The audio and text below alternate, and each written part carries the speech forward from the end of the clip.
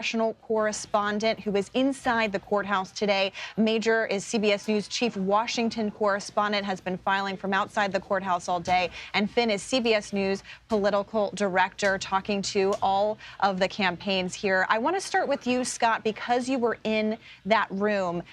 Can you take us inside? Give us a sense of how the former president reacted to what we saw today and how he pleaded.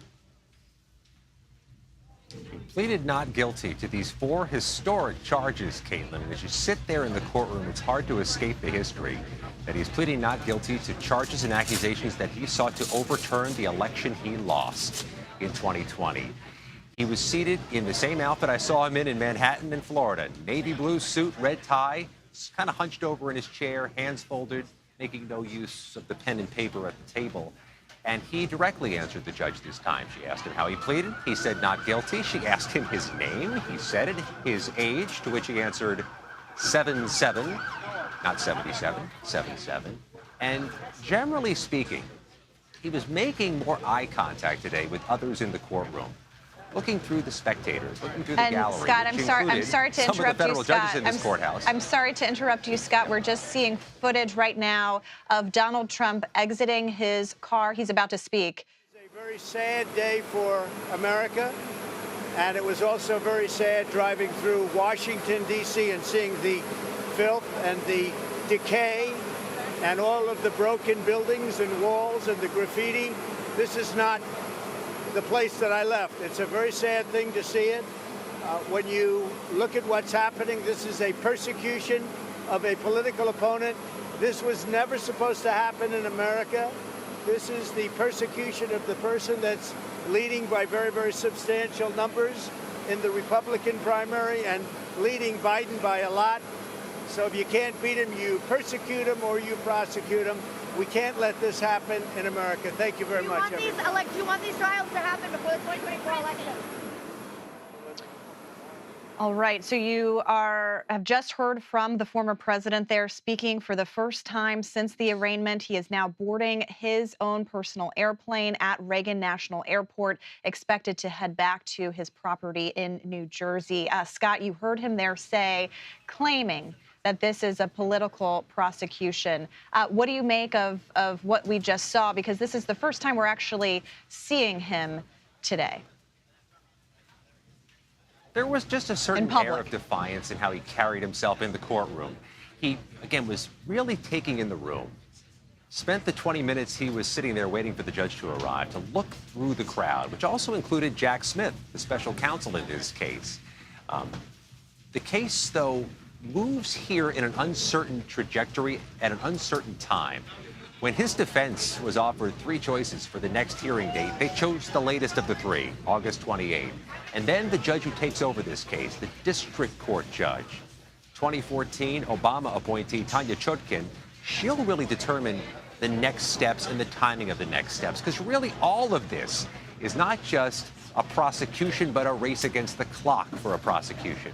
Former president is going to be in primary season, caucus season in a matter of months, and soon we'll have his name on a ballot for Republican voters to choose. And this set of indictments, this set of prosecutions could potentially weigh on that or be an adrenaline shot for that. And he found a way today, Caitlin, really to control the optics. He chose to come in person, didn't have to, but chose to come in person to a courthouse where cameras are prohibited. Didn't have his picture taken like so many defendants in the courtroom or walking in with police. But he did get to appear on his own terms at his own location after riding in a motorcade. Optics so very much matter, and today he controlled the optics despite being the most famous criminal defendant in America of all time. Certainly, and no stranger to these kinds of days. Major Garrett, you have covered this former president for so long now. I'm curious what your reaction is to what happened in court today and what you just saw from him in that very short statement he just made. So that is part and parcel of the former president's presentation that he's a victim. There is a victim complex. He's a victim of relentless persecution because he's a political figure. And as Scott just pointed out, he has privileges extended to almost no other kind of defendant that comes before the bench, federal or otherwise. He arrives when he wants to. He arrives on terms set at least partially by him, and with all the encumbrances and protections of the U.S. Marshal Service, the Secret Service. So he does control this atmosphere, even as he portrays himself as a victim, point one. Point two, there is also something that the former president likes to bathe himself in, which is the idea or the concept of angelic innocence. He's never done anything wrong. Nothing could ever be said wrong about what he's ever done. And related to that, talking about Washington, D.C., looking filthy, broken since he left, something unclean about it, something illegitimate about it. That's part of the public relations campaign that the jurisdiction with which this case will be heard, within which this case will be heard, is somehow unclean up against this angelic innocence of a president who could do nothing wrong and who never did anything wrong. Last point. Why are we here? Why are these hundreds of cameras here? Why is the crowd of onlookers here? Why is there this massive security perimeter? Because on January 6th, feet from where Scott McFarlane and I are standing, just over there, the West Front, and to a certain extent the East Front of the Capitol, was stormed by people who believed what the former president told them, something that was fundamentally untrue, that the election had been stolen, and the only way that they could achieve their measure of political justice was to storm that Capitol, beat up policemen, and threaten lawmakers, possibly with their very lives. That's why we are here. The choices that were made, rather, that brought January 6th to the steps of the U.S. Capitol and brought all of us here were made by one person, and one person only. Defendant Donald John Trump. And Major, that's such a good point, because we have seen consequences administered for those who physically stormed the Capitol that day, and we are waiting to see what those consequences will be for the president in a legal sense. On the political front, Finn, this is a campaign that has a playbook, right? Donald Trump gets indicted, he gets arraigned, then returns to one of his properties and holds a campaign-style kind of event. They're fundraising off of this. I know you've been talking to the campaign all day and sources close to Trump. How do they see this as a political moment? Politically, it's advantageous for them, they believe. They believe that it's something that will continue to add to their momentum politically. They are very high in the polls, in both the national polls and also in those early state polls like Iowa and New Hampshire and South Carolina. They say that they feel that this will just increase the formidable standing they have currently at this point in the race. Just one thing I want to add very quickly. I think it was a great point that Major brought up, but I was there on January 6th, and I think it's outside of the Capitol, and it's a great reminder. I mean, they're feet away, but I mean that day. I mean, to go back to that day and just how rattled and disconcerting it was, those actions that day, as a country, how we felt about it in the aftermath. And now, a couple years later, we're at this point where the former president is now facing these very serious and significant charges, these 4 counts. Just one quick note also in terms of the political discussion that we're having is that, August 28th is the day that the magistrate judge said that they would set the first pretrial date. That is literally just a few days after the first Republican debate, which is going to be held in Wisconsin on August 23rd. I mean, this is such a unique and just fascinating political cycle. I mean, it's unprecedented. When you put that into context, I mean, that is just remarkable. The idea, too, a good reminder that this is all happening while a presidential campaign is happening, a presidential campaign of which he is the front runner. Scott McFarlane, Major Garrett, and Finn Gomez, thank you all very much for your reporting all day and with us here tonight. We appreciate it. And this arraignment is just one step in a lengthy legal process for the former president. We'll break down what his legal team, can expect in the coming months. That's next. You're streaming America Decides.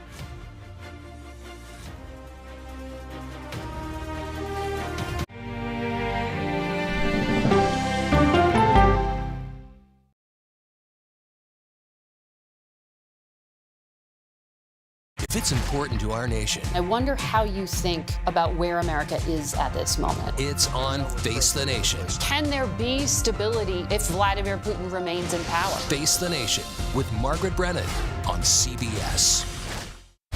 America Decides, taking you inside American democracy. The most important stories on a day-to-day, hour-to-hour basis. You're going to hear a lot of reporting. It is clearly a pivotal moment. Gun control, the economy, education. Both sides of the political aisle fight it out for power. Bringing you the analysis that you need. Thoughtfully, with context. Be part of the conversation. On CBS News Streaming. Welcome to America Decides. An original documentary from CBS reports. I always tell people that Twitter would not be Twitter without Black Twitter. It's just us being in fellowship with each other. And it becomes a conversation you don't want to be left out of. People really started to recognize the power of activism on Twitter. Based on that one tweet, the hashtag #OscarSoWhite was trending around the world. If anything has really powered Black Twitter, it's been humor. If your food ain't right, oh, we're going to tell you about that too. We tend to create change, create culture and cool. That's how movements happen on Black Twitter and go beyond more than that. Black Twitter, the Twitterverse that changed a generation. Now streaming on the free CBS News app. When weather turns extreme. The threat of severe weather and dangerous tornadoes is expected to last. CBS News and the Weather Channel bring you virtual weather technology. So advanced, so real. Let's bring in our partners at the Weather Channel. Now 6 feet of water, imagine that. Cars that can act like battering rams. These hyper-realistic simulations show you what the weather will look and feel like before it happens. Feel the forecast. Streaming on CBS News. An original documentary from CBS reports. The carnage in our nation's schools has become painfully repetitive. Not one more child! School shootings have parents fighting mad. I promised my daughter I was going to fight. It's going to keep on happening. And teachers taking lessons in how to fight back. This is an exercise. We approach it as it's you or them. It shouldn't have to be your teacher's job to protect your life. But will the battle over gun control, people are afraid that they're going to lose their gun rights altogether, be the hardest lesson of all? The exercise, you're having to shoot at an adult. Are you prepared to have to kill one of your students? Guns in the Classroom, now streaming on the free CBS News app. She's the most successful alpine skier, male or female, ever, and a worldwide inspiration. We need a lot of women doing sports really, really well. The story of Michaela Schifrin's game-changing reign at the top of the slopes when we go person to person. Welcome back to America Decides. Former President Donald Trump has been arraigned in federal court for his role in the January 6th Capitol riot. For more, let's bring in CBS News legal analyst Ricky Kleeman joining us now. Ricky, great to see you, and thank you for your contributions here all day as well. I want to ask you about the legal strategy coming from the Trump team. They are trying to argue a free speech, First Amendment right here. What do you make of that theory? I mean, clearly in the indictment, Jack Smith, special counsel, made clear that this is not about free speech. Well, you have to understand that the defense has to come up with something, and they certainly can make it sound as if it is a viable defense. It may be a viable political defense, but it's not a viable legal defense. And let me give you an easy example, Caitlin. Let's say that I have a conversation with you, and I want you to invest in some product I've made. And on that basis of exercising my free speech rights to have a conversation with you, to invest in my product, that's just fine. I can do that. But if it turns out that my product is part of an illegal Ponzi scheme, then what I have done is spoken and gotten you potentially involved in a criminal enterprise. You cannot use free speech as a defense when you are doing something that is committing a crime. It will not work. This is why I love talking to you, Ricky, because you make everything so much more understandable for all of us following this. Another argument that they're trying to make is to try to get this out of D.C. court and into a different kind of venue. What is the actual viability of that? I mean, speaking of a political pitch. Well, there's no question that any lawyers who would represent Donald Trump, who know that 95% of the population voted against him in the last election. So you would believe that the jury pool would not be in your favor. So you would move for a change of venue. You're going to move also to dismiss for prejudicial pretrial publicity. But you can always, with the use of appropriate tools, if you are a good judge, find jurors who will be able to sit, and it will not be necessary to move it out of D.C., let alone to West Virginia, which is, of course, a red state. So what we have here is a system. A judge can find that both sides can participate in a questionnaire that is suggesting questions that should be sent out to hundreds of jurors. And then those jurors can be weeded out until we can get a group of jurors who can be brought in. And when those jurors are brought in, they can be questioned. And a jury does not have to know nothing. A jury does not have to be ignorant. A jury could have read all about January 6th, could have watched the actions of January 6th, could have followed the entire process from December or November through December into January of 2021. But if that juror can raise his or her hand and say that I know I have had all of this information, but I can discard all of that, and I can be fair and impartial and decide the case on the evidence presented and only that, that juror can be sworn in. We have had infamous cases before, celebrity cases, well-known people who have been put on trial, people who have been the subject of movies at the same time that they're put on trial. And at the same time, we've been able to impanel juries. Best example I can give you here is it was said that all the people of Boston were victim of the Boston Marathon, and yet a jury was sworn, albeit that was taken up on appeal. It was sent back, but eventually we wind up with a situation where you can have fair and impartial jurors. So, Caitlin, no, a change of venue motion won't work, but yes, it should be filed. And Ricky, there are other potential indictments to come potentially this month in Georgia. I know you have described kind of the importance of this particular investigation into January 6th as, Americans being the victims here. So this is kind of should take priority. But I'm curious kind of how this may play into that Georgia investigation to just kind of put all of these probes into context for us. Well, it may be one thing that I might want to see this particular case go first, but I am not Jack Smith, and I, of course, am not this judge, and it may not go first. But what we have to remember about the Georgia case, should it result in an indictment, which is anticipated, but certainly has not been filed yet, the Georgia case, if it is, in fact, a criminal case, is a sister case to the January 6th indictment, because the prosecutor, Fani Willis, has made public statements that the Georgia case will be far more broad than just what might have happened in terms of allegations of election interference in Georgia, but that she is looking to go far and wide and use what she has used before, which is what we call a RICO indictment, which is a racketeer-influenced, corrupt organization indictment. We usually save those types of indictments to use against the mob and other corrupt organizations. But what she wants to do is have a grand jury return an indictment against Donald Trump and his colleagues as a RICO indictment, not only about election interference in Georgia, but election interference throughout the country. So it may mirror the January 6th indictment. Keep in mind this factor that many of us forget when we talk about the January 6th indictment, wanting it to go first.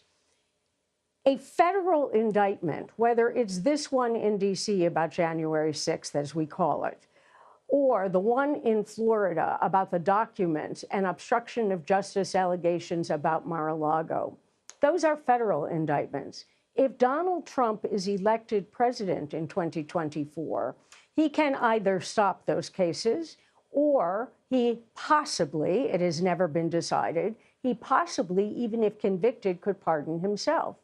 But when it comes to state crimes, like Georgia or the indictment in New York, Donald Trump, even if he were elected president, has no power to pardon himself, if he has that power at all, but certainly cannot do it with a state indictment. So there may also be an argument that if the Georgia indictment is as sweeping as I just described it, based on statements from the prosecutor, Fani Willis, then perhaps the Georgia indictment should go first. That's a really interesting distinction, an important reminder that there are federal and state cases going on, and Donald Trump still is the front runner for the Republican nomination, so maybe in that position. Ricky Kleeman, thank you so much. As always, great to see you. We appreciate your time. And former President Trump's arraignment in the January 6th case happened near the Capitol. Next, we'll hear from a Capitol police officer who was there during the insurrection. That's next. You're streaming America Decides.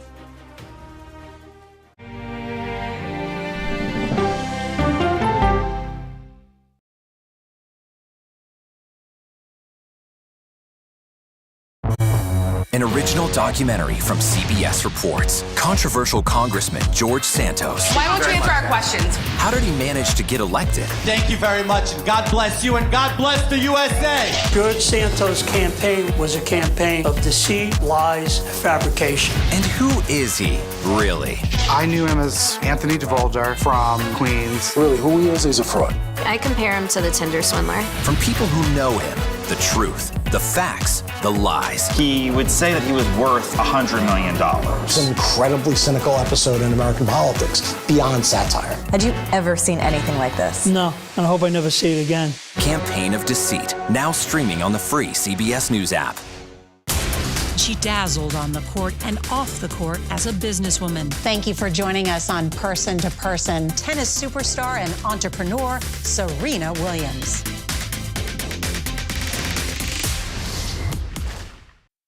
An original CBS Reports documentary. I asked my students, what are we going to do about racism in the United States? The backlash over teaching about racism in American schools. I don't think it has any place in the classroom. We can either pretend and say, no, we're not racist and we're all great people, or we can actually start to do the really, really hard work of addressing it. How did you lose your job? I made the statement that white privilege is a fact. Is it helping diversity and inclusion? When you bring in different people's stories and experience, it enriches education. If you don't talk about something, it doesn't go away. Or driving us further apart? What schools are doing to our children in the name of anti-racism is in fact teaching them racism. The intention is to put us in this war against each other. An original CBS Reports documentary, streaming now.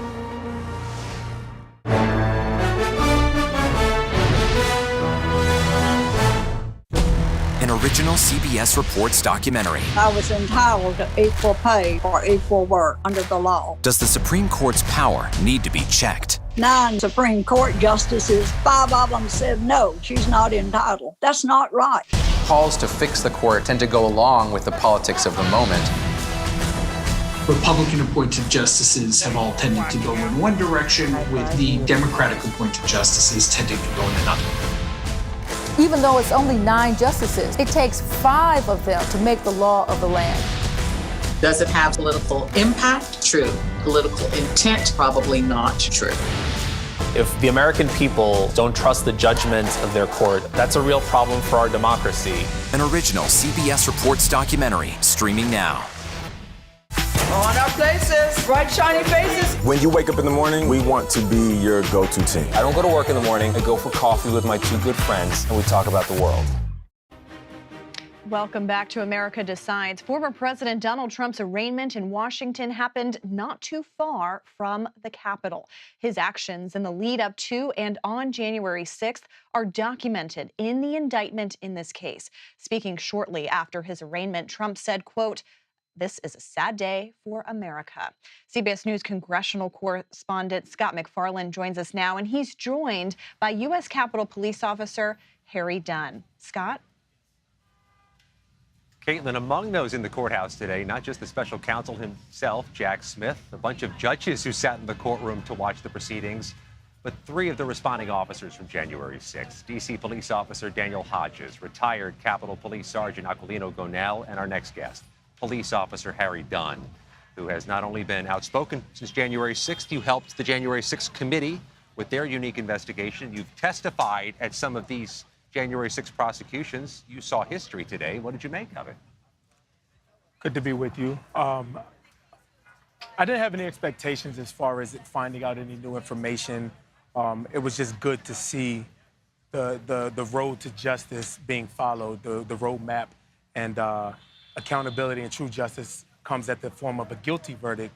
So while I didn't expect much here, it's a necessary step to getting to that ultimate destination that I've been pounding the pavement for, so to speak. The charges are distinctive here. It's obstruction of an official proceeding, that January 6th electoral count, conspiracy against the United States.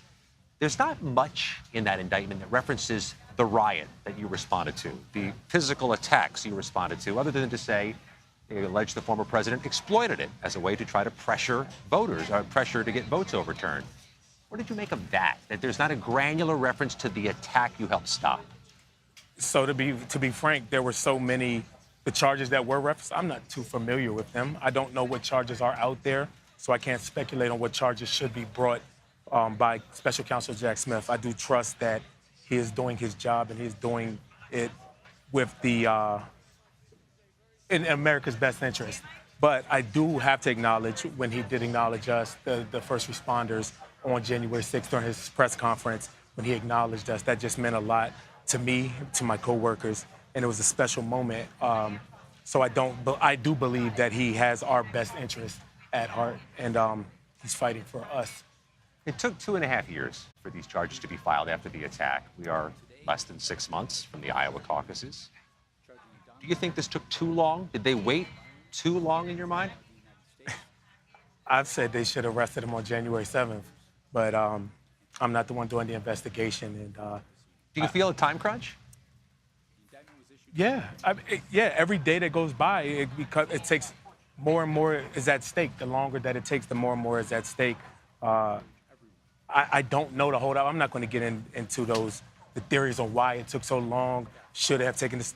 It's happening, and you just got to let it play out. You were in the courthouse today to watch it, Harry Dunn. Thank you for your time. Thank you. Caitlin, Harry Dunn, again, one of 3 responding officers at the courthouse today to watch former President Trump be arraigned.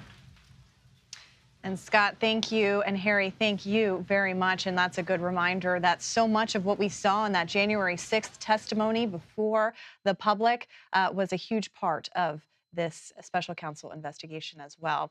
I want to go now to Mary Frances Berry. She's a historian who joins us now. She's also a professor at the University of Pennsylvania. Thank you so much for being here. We really appreciate it. So this has been obviously a historic day, the 3rd time the former president has been arraigned. Can you kind of put this into historical context for us? I mean, all day we've been commenting about how unprecedented this really is. Well, it is unprecedented to have a president charged in this way, but there's a lot of history about it that's not unprecedented. In fact, the vice president of the United States in 1875 was there supposed to count votes, decided not to count them, which he's had the right to do because somebody presented him with separate slates of voters from electoral results from 3 of the states in the South. And so what we ended up doing is he didn't count them. He said, somebody has to sort out, which ones are the right ones. And once they did that, and it was some travail in doing it, a lot of people left Washington to go back to their states to help make sure they got the right votes, and they got 2 sets, and then there was a committee, and then finally Rutherford B. Hayes was named the president. I only point that out because also in 2000, when I was chair of the Civil Rights Commission, I had investigations of the Florida election. And poor Albert Gore Jr. from my home state of Tennessee, who was vice president, ended up having to be there to count the votes that year as vice president. And there were Democrats who ran over to the Capitol from the House. Some of them are still there, and some of them are my friends, political friends. And they asked him not to count the votes. And he had to decide whether he would not count them because they implicated fraud, or whether he would. And he finally said he would do it in the best interest of the country. I only point that out because there are a lot of complications in this thing, but there is some history. And I have to tell my students that with the arraignments, the impeachments, all the different things that have happened since Trump has been in office, he still has not been convicted. And that it's one thing to be arraigned and to lift a glass to, oh boy, now he's got indicted again or whatever. But until he is convicted, and my bet would be that he will be convicted in the District of Columbia court, because most of the people I know, and I live in the district, would in fact think that maybe this would be a good idea. Also, I think that what we should keep in mind, though, is that the major issue for me as a historian, and I am also a lawyer, but as a historian, is not so much what happens to Trump, it's what happens to the country. And we have so divided in this country that we remain divided. There are some people out now celebrating that he's been indicted. There are other people moaning and groaning. And I think the Washington Post was right this morning when they said that it will be a question of intent. That is, what did Trump think? And what did he do about whatever he thought? And intent is hard to prove, but I predict that he'll be convicted in the District of Columbia, and we will see what happens elsewhere. And then he can either go to prison and folks can have a drink to that or not. But there is some history that tells us that a lot that happened in this case is not something new and different. The violence is what is new and different. The violence at the Capitol. And it's fascinating, too, because to your point about this arraignment, nothing is stopping him from running for president. Nothing constitutionally stops him from running for president. And so he is continuing to do that and really using these indictments, arraignments, and trials, upcoming trials, as part of that campaign. And I'm kind of curious if we've seen any sort of history of that, a candidate with such legal exposure and such legal, what would appear to be liabilities, while running for the highest office in the land. I mean, I know, of course, we've had Nixon and Clinton, Caitlin. but they were never indicted. Right. Caitlin, also Eugene Debs, the labor leader in the early 20th century, ran for office for president and was in prison when he was a candidate on the ballot and got lots of votes. He didn't come any close to winning, but he, in fact, did that. I think usually you'll find when something happens that we think is historic, there is some example of something or other that happened before, because there really is nothing new under the sun. But Debs was in prison, and if Trump goes to prison, if there's a conviction before the election takes place, and if he's the candidate, then I guess somebody will have to figure out. They didn't have Secret Service in Eugene Debs' years to worry about what they were going to do and all the rest of it and the protection. But there is a precedent for that happening. Well, on a very historic day, it's great to have a historian here with us to break it all down. Mary Frances Berry, thank you so much. Good to see you. Okay, good to be with you. And next, we'll look at how Republican lawmakers are reacting to the former president's latest indictment. You're streaming America Decides.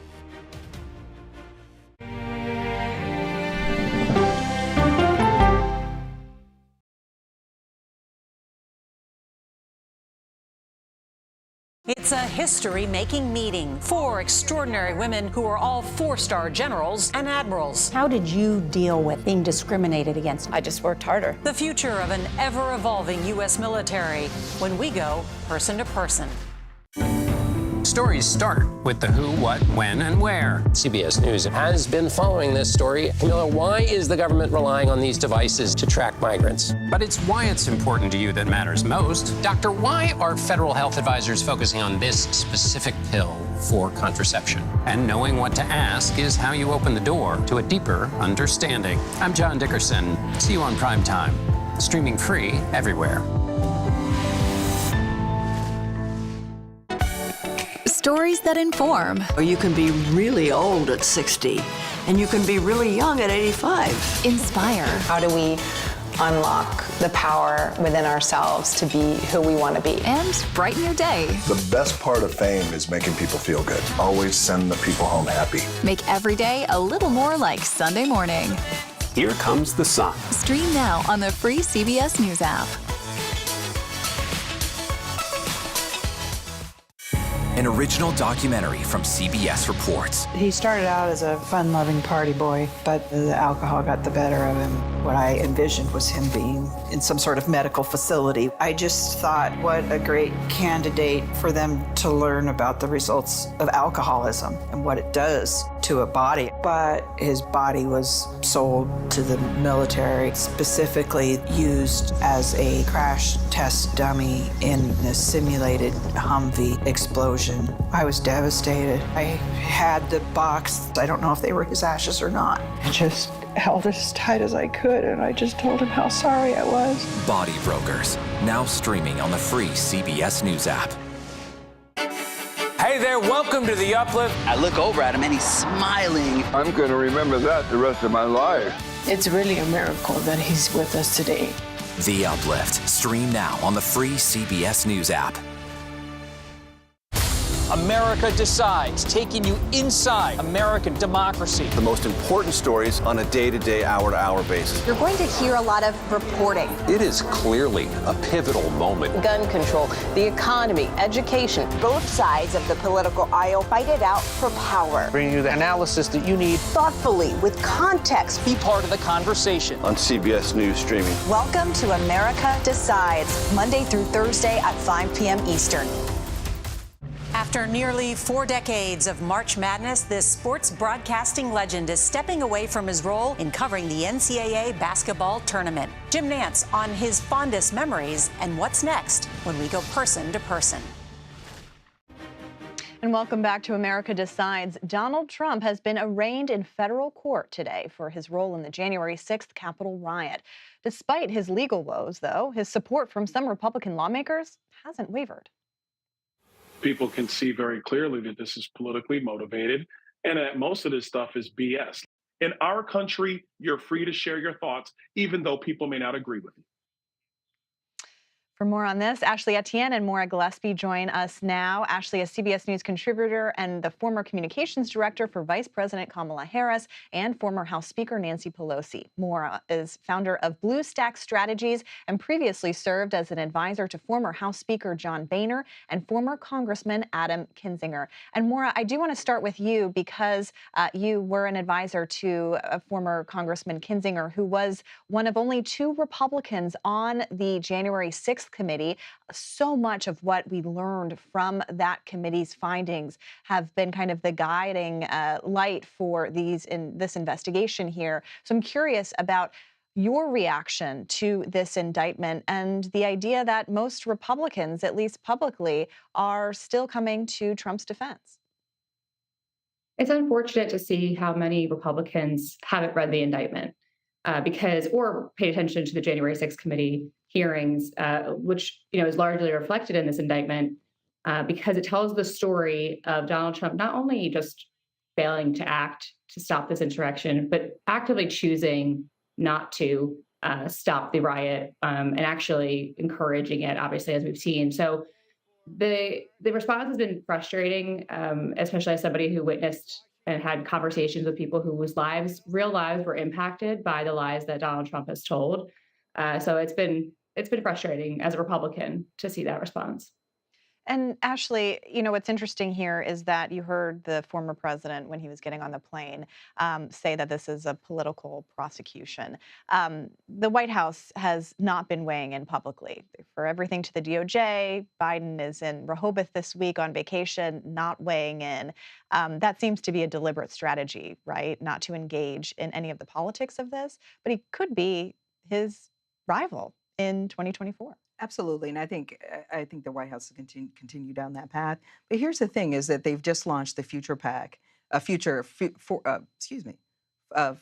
Forward, which is their super PAC. And so I anticipate that the super PAC will be doing a lot of this work. But for me, if we just take a step back, I led the communications for the first impeachment in the war room, the first war room, which was the President Trump's first attempt to interfere in the election. And at that time, the closing argument was that if we don't stop Donald Trump, it's only going to get worse.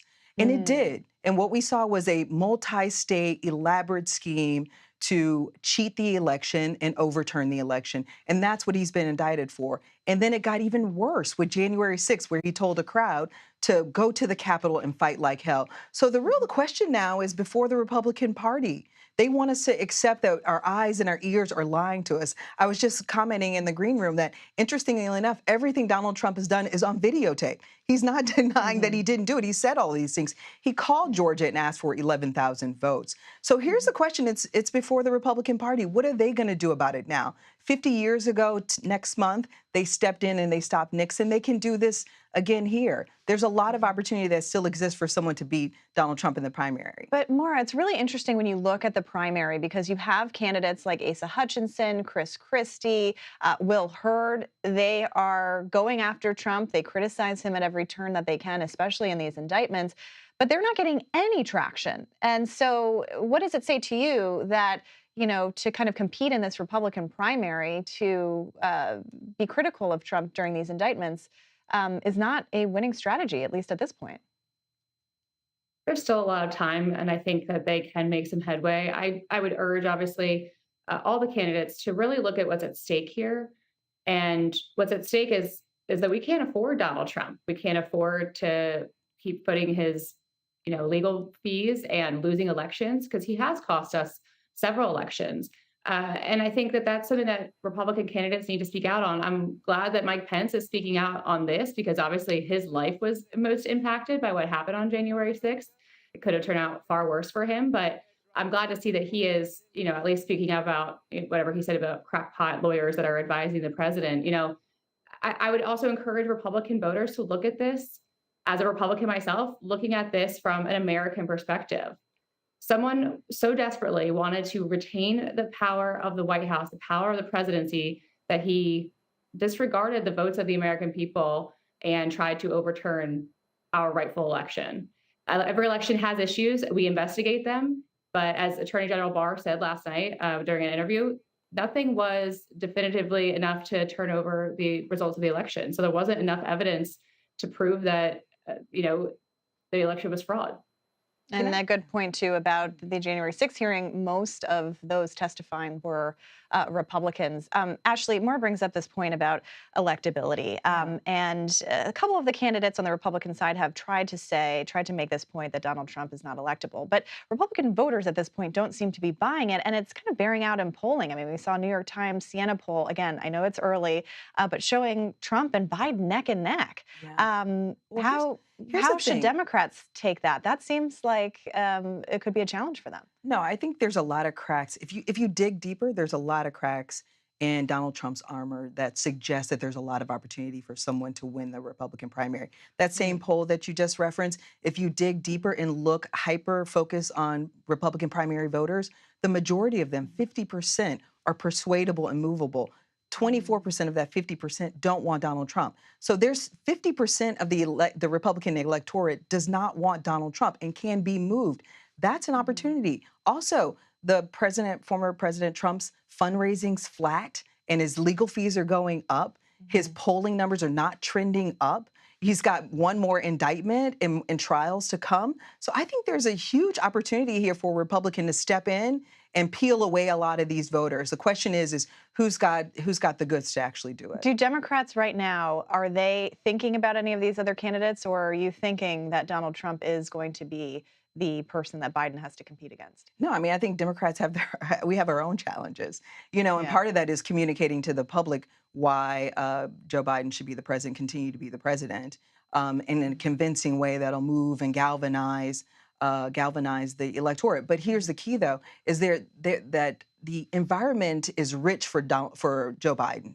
It really is. I mean, you've got Donald Trump with these indictments coming down. You've got the vice president now that's much more aggressive and that's taking greater risk, that's yielding real returns for the president. You've got these infrastructure bills and projects that are actually going to start to hit the ground, and he's going to be able to trumpet all over the country projects that he's doing. So he's running his own race, and the Democratic Party is going to continue to run its own race, and it has its own challenges. But I think they're going to outsource the attacks on Donald Trump to the PAC and others. That will be really interesting to watch. Ashley and Maura, thank you so much for your time. We appreciate it. And we'll have more on Trump's historic arraignment next. You're streaming America Decides.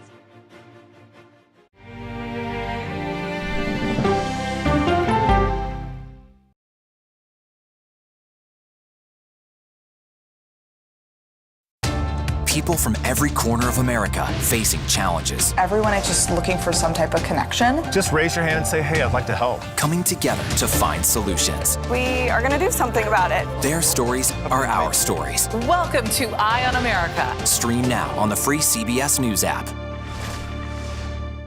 At the CBS Evening News, we focus on solutions. We look at a story and we say, how do we make it relevant to people's lives? So this is what we eat to live longer. Finding solutions to help people understand what are the right choices to make for you and your family. The CBS Evening News with Norah O'Donnell on CBS and streaming on Paramount Plus. Morning news matters because it sets the tone for your day, and it's a way of getting you started. We take you places, teach you new things, and we make you feel like, it's not all bad. We're going to uplift you. People say to me, you always seem to be having a good time. I mean, you know what? You're right. Your morning routine just got better. CBS Mornings. An original documentary from CBS Reports. You had a substitute teacher that was pretty popular. What was his reputation? Everyone loved him. You had to miss a test. What did he offer to have you make up the test? He said that I can come by after school was all over and just take the exam. The blinds were down. He closed the door. The next thing I knew, he was right next to me. That's when I realized what was going to happen. Even if I wanted to scream at the top of my lungs, no one would hear me because no one was there. He told me that if I ever said anything to anyone, he would kill me and he would kill my family. So I did it. Pledge of Silence, now streaming on the free CBS News app. She was near the finish line of the Boston Marathon when a terrorist bomb changed everything. Join us for an extraordinary story of survival, persistence, and triumph when we go person to person. When weather is about to get extreme. We're talking about hail, we're talking about tornadoes, damaging wind. Every second counts. Let's now take a look at what that really means to you. That's why CBS News and the Weather Channel have come together to bring you virtual weather technology so advanced, so real. We can show you what it's going to look like when the storms come through. You'll see what will happen, where it will happen, before it does. Feel the forecast on CBS News. Time to get prepared. We're really excited that we've been honored with the Emmy Award for Outstanding Live News Program. But we know we couldn't have done that without you. So thank you. CBS Mornings, weekdays at 7 on CBS. We go to stories because we can bring someone to that story. That human connection is incredibly important. The news doesn't have to be depressing. What do you love about running? It can be uplifting. Welcome back to America Decides, a historic day here in Washington, where President Trump pleaded not guilty to federal charges stemming from the special counsel's investigation into January 6th. To wrap this all up for us, CBS News political director Fin Gomez is back with us now. Fin, good to see you again. Thanks for all your reporting today. We just heard from our panel this, kind of assessment of the 2024 race, because I just feel like it has to be reiterated that a former president, now under 3 indictments, is also the front runner for the Republican nomination.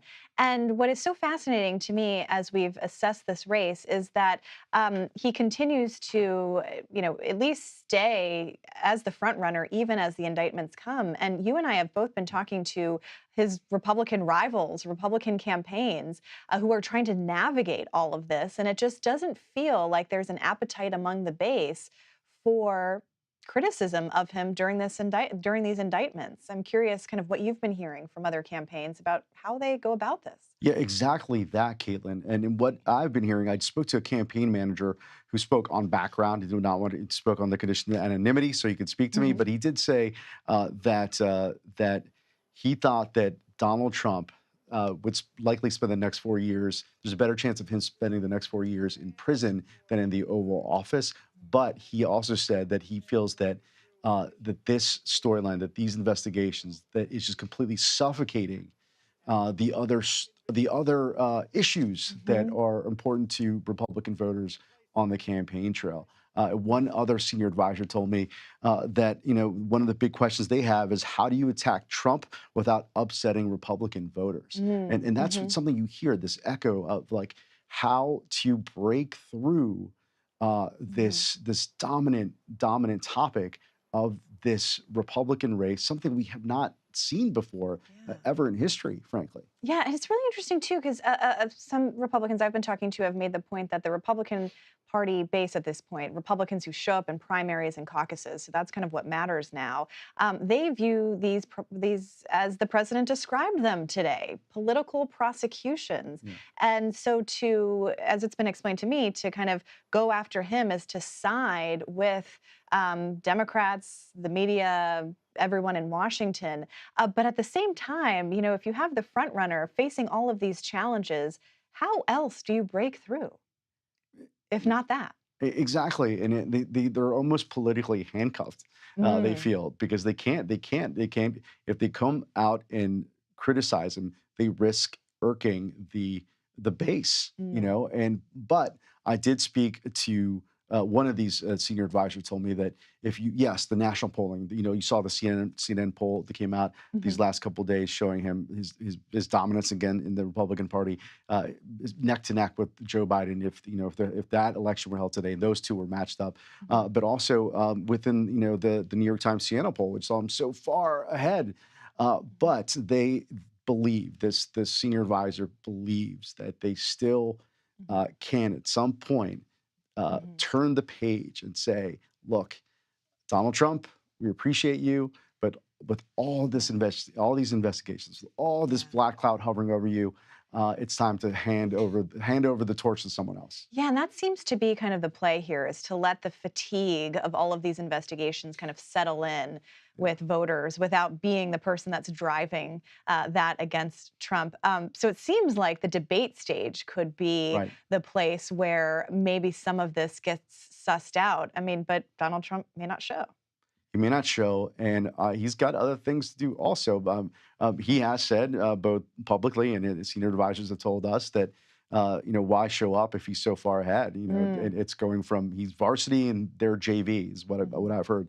But, as we mentioned before, just 3 days after that first debate is potentially the first pretrial hearing in this case. The magistrate judge just mentioned that today. And then there's, a couple of days before that Republican debate is a Florida case hearing. I mean, this is just, again, so unprecedented. Five presidential cycles, CHP, I've never seen this. A campaign that will be defined by these legal challenges, and we'll see that play out in public view. Finn Gomez, thank you very much. And that does it for us today, and we'll be right back with more coverage of the third arraignment of former President Donald Trump. You're streaming CBS News.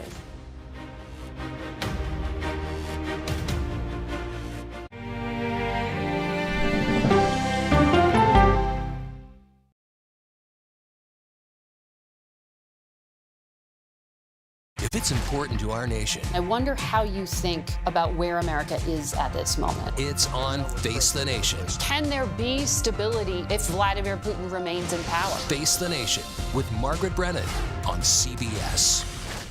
An original documentary from CBS reports. AI is among the most world-changing technologies ever. Curing diseases, scientific breakthroughs, making lives better. It can help us with medical discoveries, scientific discoveries, doing better agriculture, having cures for things like Alzheimer's. It's also going to really transform the way we work.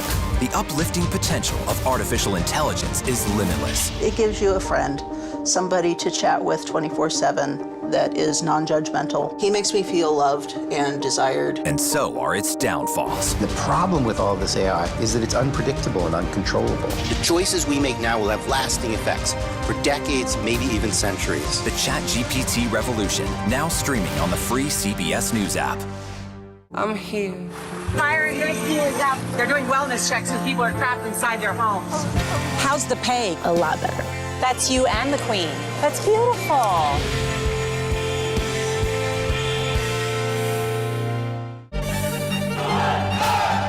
An original documentary from CBS reports tensions rising between a powerful country and a vital island. The supply of this technology came grinding to a halt. The world would grind to a halt. Absolutely. As Taiwan faces threats and aggression, Taiwan is on the front line, and we understand our responsibility as a democracy. We cannot fall. CBS News examines whether they can defend themselves. Putin, Ukraine, China, Taiwan, there are manifestations of the battle between autocracy and democracy. And that is a fight that we're all engaged in. Defending Taiwan, now streaming on the free CBS News app. Stories that inform. You can be really old at 60, and you can be really young at 85. Inspire. How do we unlock the power within ourselves to be who we want to be? And brighten your day. The best part of fame is making people feel good. Always send the people home happy. Make every day a little more like Sunday morning. Here comes the sun. Stream now on the free CBS News app.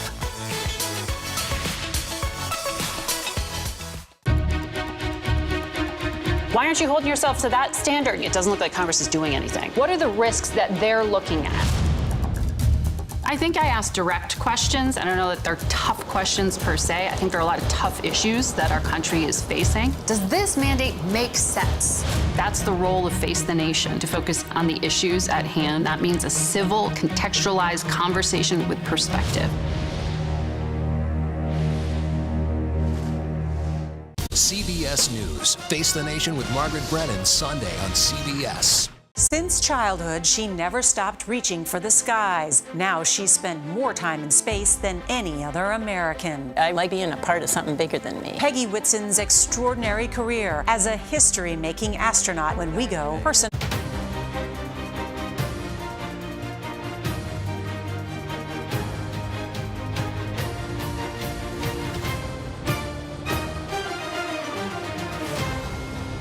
This is a persecution of a political opponent. This was never supposed to happen in America. This case brought by Jack Smith around January 6th is an affront. It is an anathema to the First Amendment of the United States Constitution. They're not attacking his First Amendment right. He can say whatever he wants. He can even lie.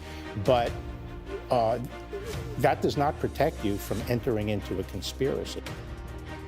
Hello, and thanks for being here. I'm Caitlin Huey-Burns in Washington. Welcome to America Decides. A historic day here in Washington. Former President Donald Trump has pleaded not guilty to all charges in the January 6th special counsel case. He faced a judge in federal court here in Washington under tight security. His first hearing has been set for August 28th, 2023. The former president has denied any wrongdoing.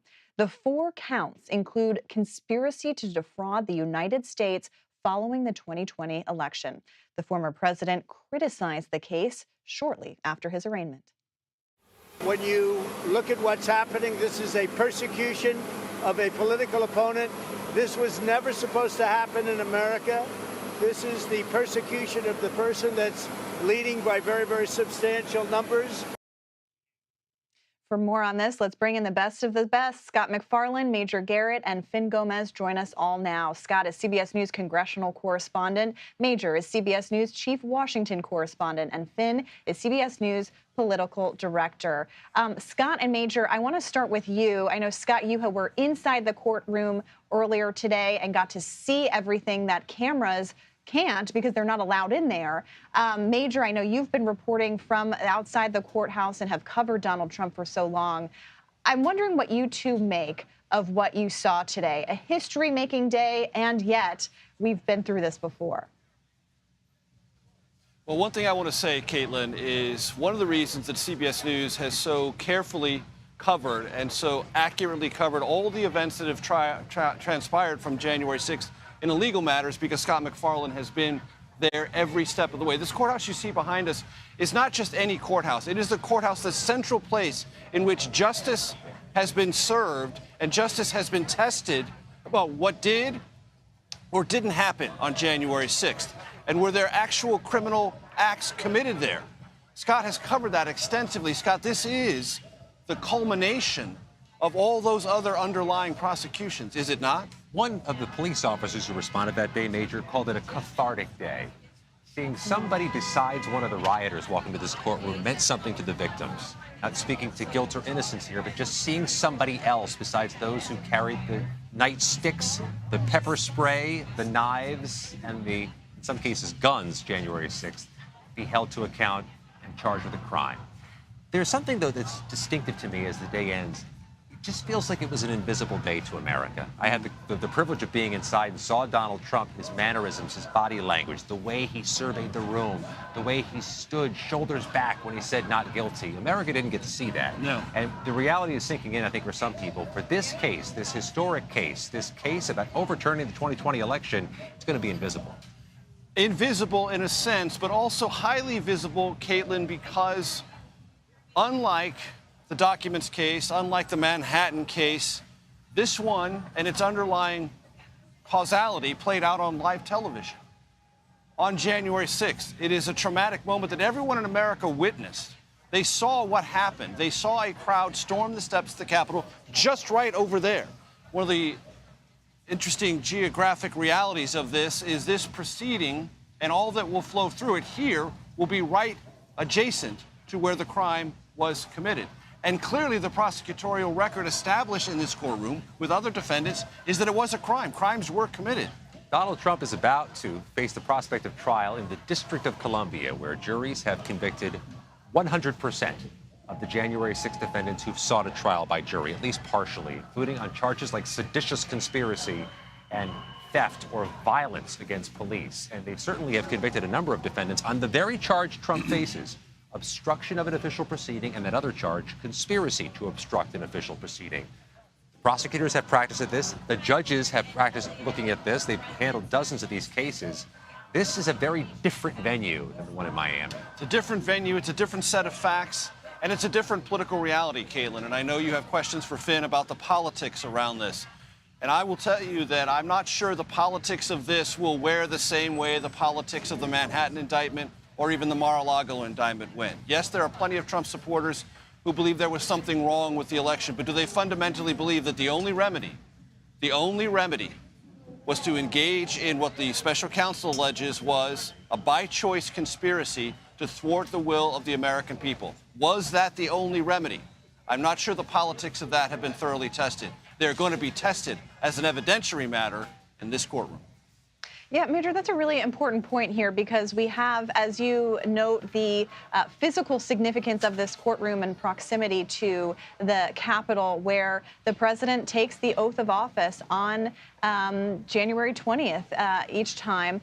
You know, this is a former president, who is running for this same office again, Finn, as the front runner, at least at this point, for the Republican nomination.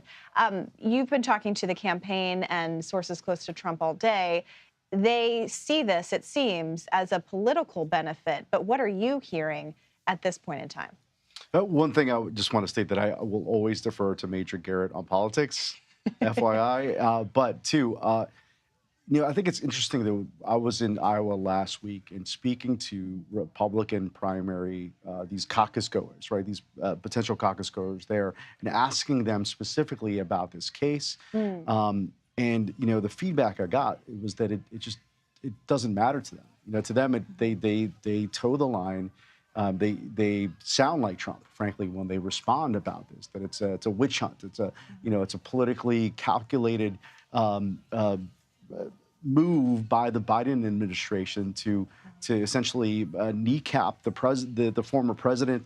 You heard Trump on the tarmac just now saying that it's a persecution, that he's beating Biden by a lot. He's not, frankly, but it's not registering within the parameters of the Republican primary race. And I think that point benefits Trump and will, and I don't foresee that changing anytime soon either. Yeah, and especially if the rival campaigns aren't really doing much to change that either. Right. Coming to his defense in times like this and, telling us, according to our reporting, that they don't see an appetite right now among the Republican Party base to talk about this. The politics of the moment aside here, I mean, Major and Scott, we do have a long way to go until voters start weighing in Iowa. But having, you both having covered this so closely, the idea, Scott, to your point about, finally kind of seeing at least some kind of preliminary consequence for the president, I'm wondering kind of what kind of impact that has. The timing feels so important. The consequence is kind of tied to the timing. We're not doing this in a vacuum. Less than 6 months till the caucuses.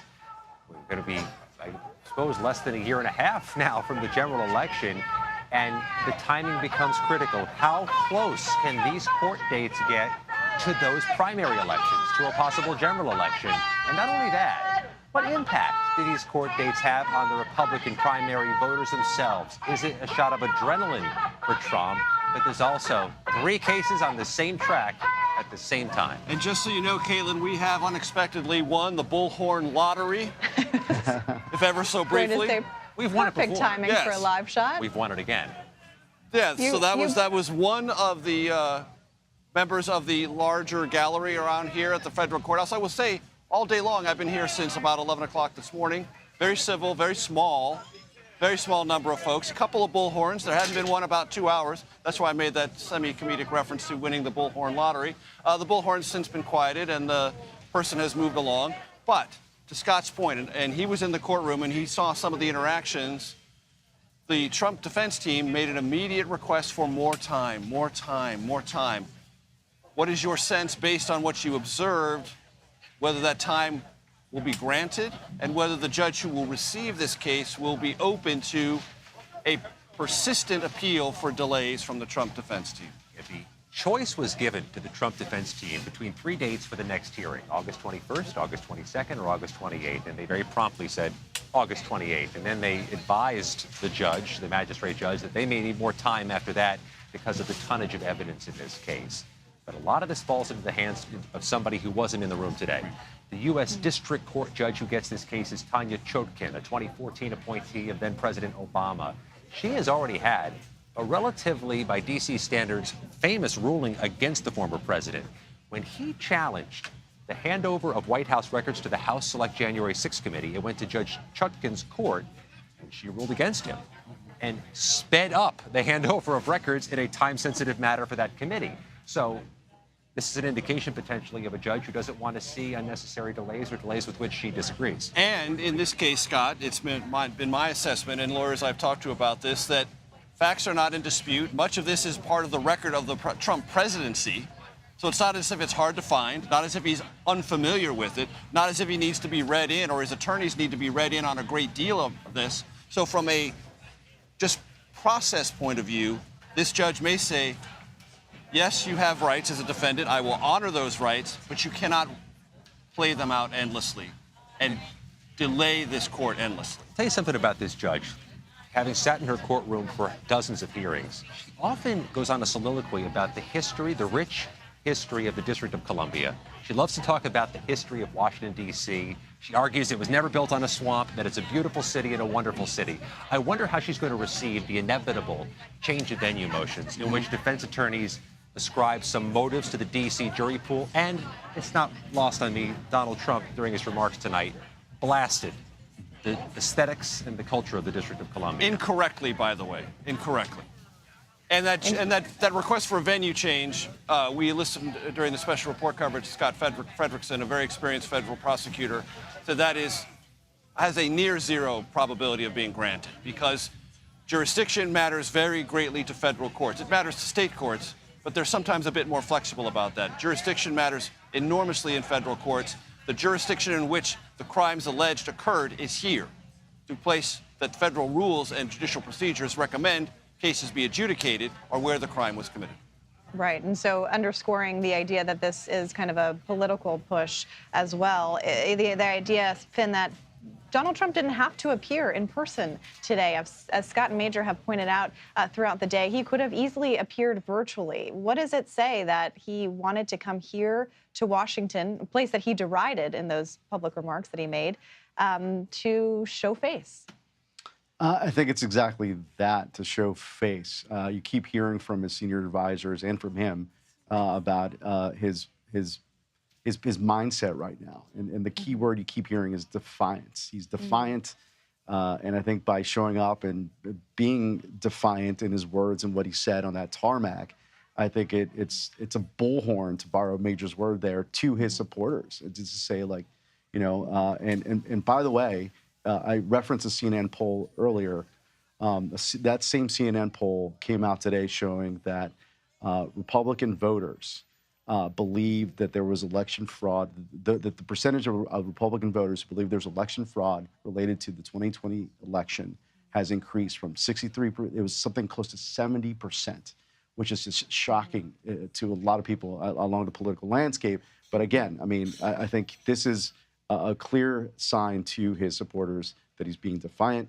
And tomorrow, by the way, he's having a rally in Alabama.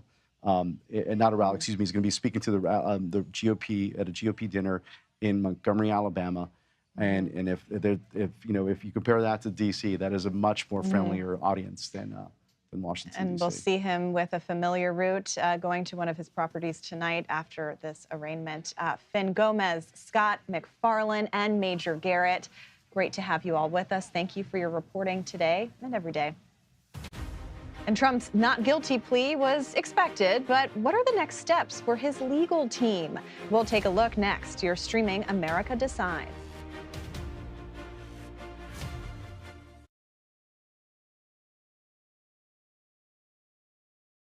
If it's important to our nation, I wonder how you think about where America is at this moment. it's on Face the Nation. Can there be stability if Vladimir Putin remains in power? Face the Nation with Margaret Brennan on CBS.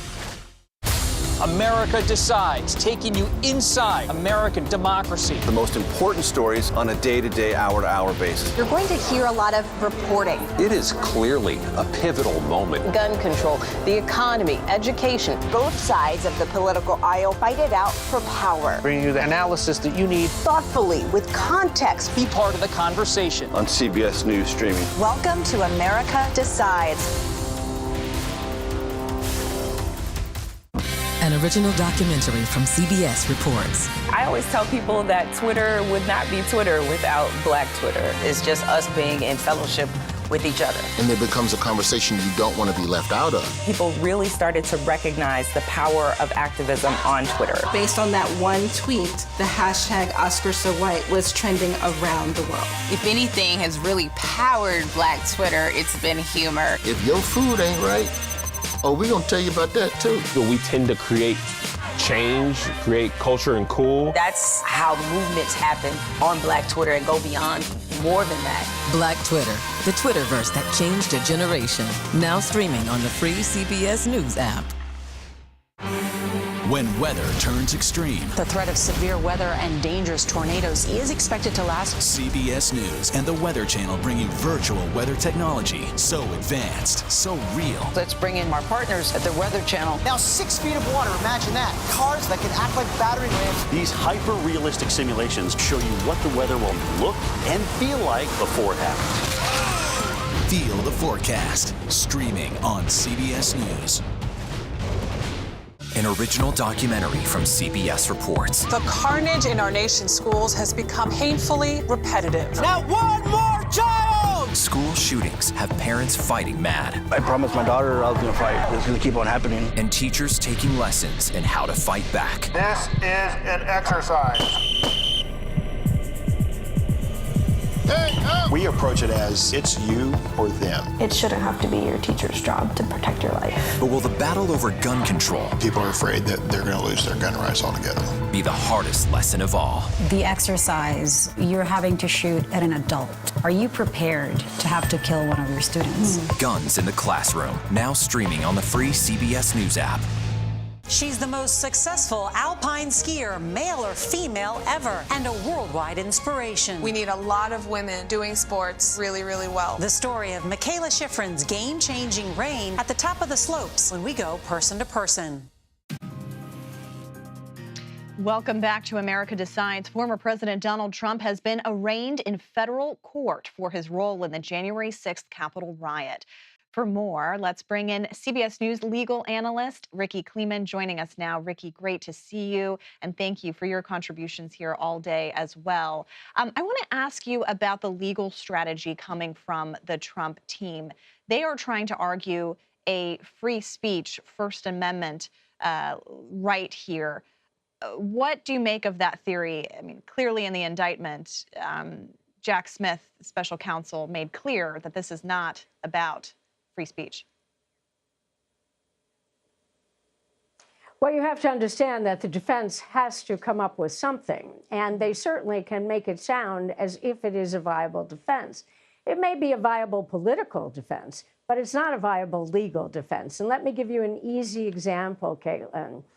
Let's say that I have a conversation with you, and I want you to invest in some product I've made. And on that basis of exercising my free speech rights to have a conversation with you, to invest in my product, that's just fine. I can do that. But if it turns out that my product is part of an illegal Ponzi scheme, then what I have done is spoken and gotten you potentially involved in a criminal enterprise. You cannot use free speech as a defense when you are doing something that is committing a crime. It will not work. This is why I love talking to you, Ricky, because you make everything so much more understandable for all of us following this. Another argument that they're trying to make is try to get this out of D.C. court and into a different kind of venue. What is the actual viability of that? I mean, speaking of a political pitch.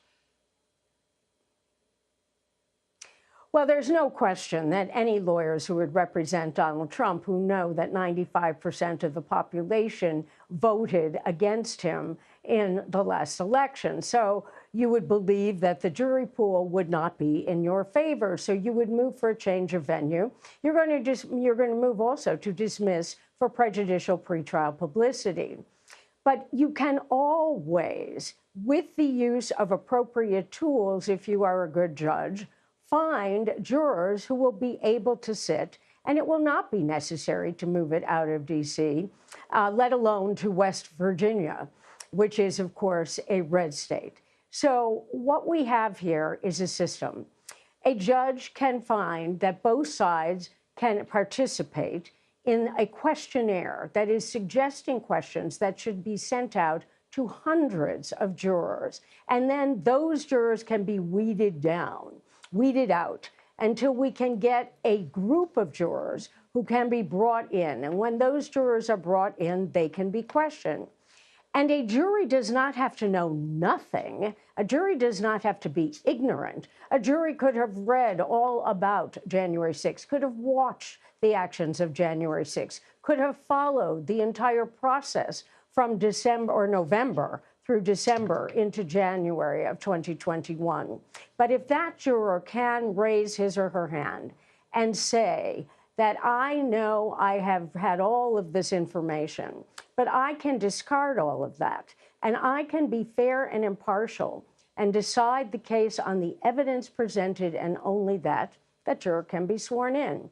We have had infamous cases before, celebrity cases, well-known people who have been put on trial, people who have been the subject of movies at the same time that they're put on trial.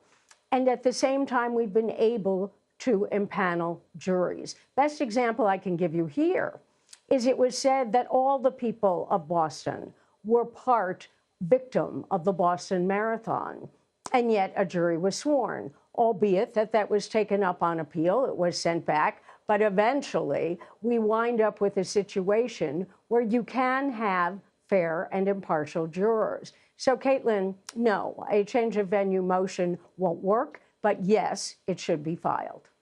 And Ricky, there are other potential indictments to come potentially this month in Georgia. I know you have described kind of the importance of this particular investigation into January 6th as, Americans being the victims here. So this is kind of should take priority. But I'm curious kind of how this may play into that Georgia investigation to just kind of put all of these probes into context for us. Well, it may be one thing that I might want to see this particular case go first, but I am not Jack Smith, and I, of course, am not this judge, and it may not go first. But what we have to remember about the Georgia case, should it result in an indictment, which is anticipated, but certainly has not been filed yet, the Georgia case, if it is, in fact, a criminal case, is a sister case to the January 6th indictment.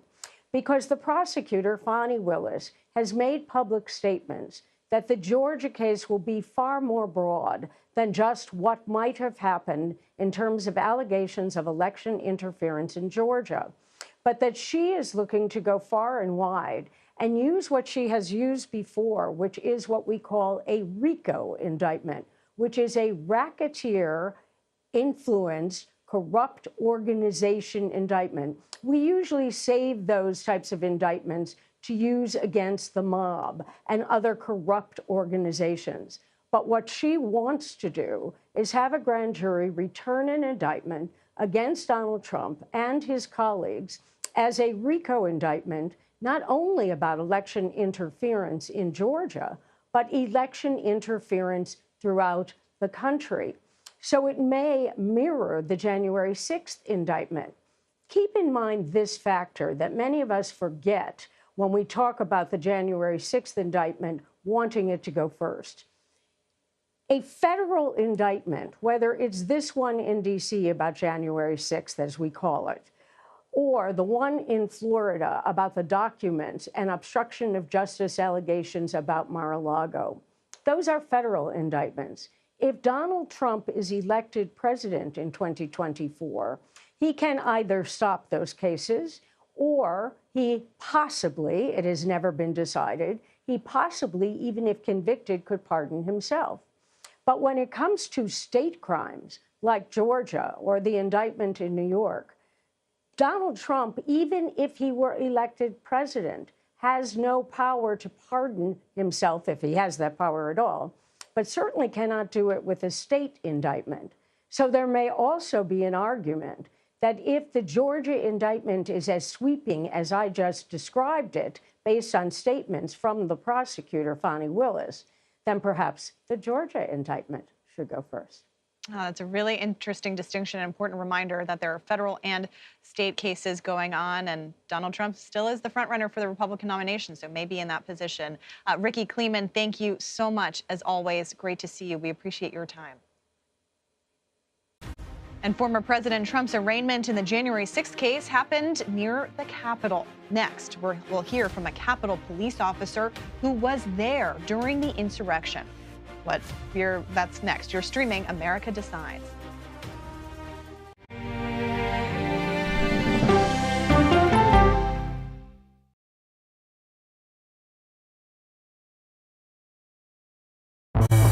An original documentary from CBS reports. Controversial Congressman George Santos. Why won't you answer our questions? How did he manage to get elected? Thank you very much, and God bless you, and God bless the USA. George Santos' campaign was a campaign of deceit, lies,